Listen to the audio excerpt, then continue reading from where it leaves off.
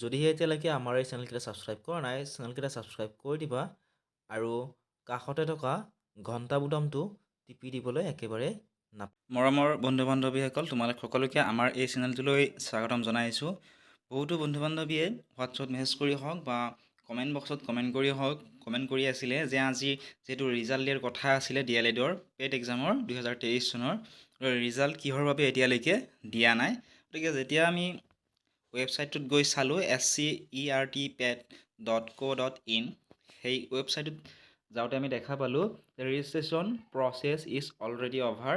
তাৰপিছত লিখা আছে তলত result of PET 2023 to be declared on 20th September 2023 has been postponed due to some unavoidable circumstances and new date for declaration of result will be notified soon.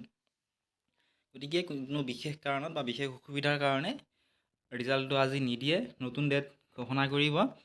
গতিকে যেতিয়াই ডেটটো দি দিয়ে মই তোমালোক সকলোকে জনাই দিম। গতিকে চেনেলটো ছাবস্ক্ৰাইব কৰি দিবলৈ নাপাহৰিবা।